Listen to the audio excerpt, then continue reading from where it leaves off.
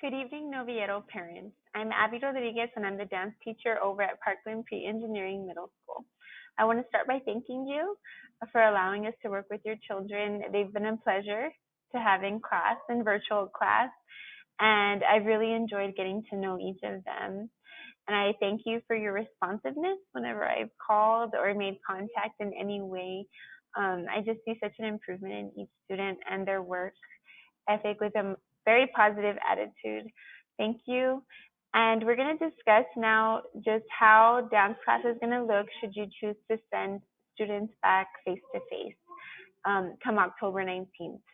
So the first thing will be what a day will look like in dance, and then the individual expectations as well as performances and events. So what a day will look like in dance class. The first thing is safety. So students will be distancing a minimum of 6 feet during class. Masks will remain on at all times, and students will remain in their uniforms. Typically in dance class, suiting out is required, changing into leggings and the appropriate dance shoes or socks. But in this case, they're not going to. Locker rooms are being closed as well as the dance changing room. And then in addition, there's going to be a designated spot on the floor for each student. So in dance class, we don't have seating or desks. So I will mark out areas where students may sit and be distanced. There's 6 feet on all sides. And then hand washing, of course, and sanitizing, wiping down surfaces is going to be enforced, not just daily, but also by period. And then students will bring their materials with them, such as their own computer issued by the school, their charging cable, of course, their mask.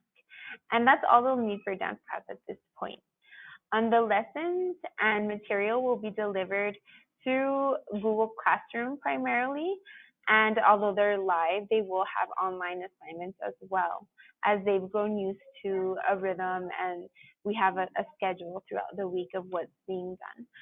Movements or dancing will take place 1 to 2 times a week. And in that case, they will stand in their appropriate space. Of course, 6 feet away on all sides at all times.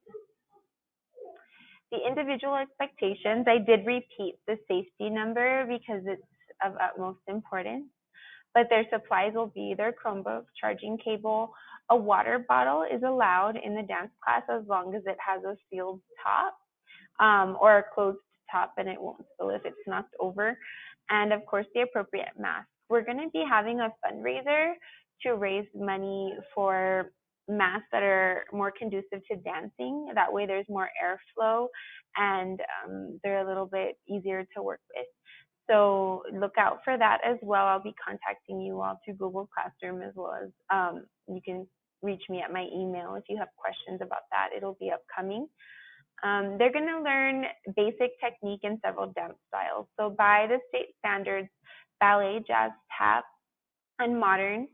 See, ballet, jazz, tap, modern are the 4 that are required by the state of Texas, but there's other genres and styles that we'll explore, such as contemporary and hip hop and Latin, so things that they enjoy.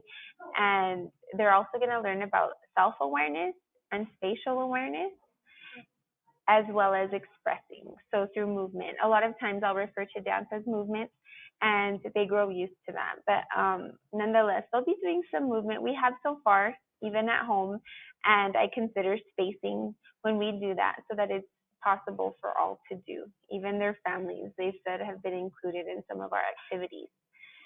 And performance events have pretty much been suspended for the fall. There's no YISD performance events. And in spring, we're not quite sure yet. Typically, we have a recital in fall, a recital in spring, some performances along the way. The dance team does things like competition and Spring Splash, our middle school showcase. But we're waiting on word from the district to see what's going to happen with the performance opportunities. Of course, communication is key. It's important. So if you have any questions or concerns, you can always email me at arodriguez342@yisd.net, or there's a link where you can sign up for a parent conference and we can make a time to speak together. If I've reached out to you via phone, then you have that phone number to call me back at. And if I haven't, then you can always email me and I can make a phone call at the scheduled time, whatever works for you. And so at that, if you have any questions, you can reach me at the Google Meet code that's provided in the on the landing page of this event. And I look forward to hearing from you and hopefully one day meeting you face to face. You all have a good evening. Thank you.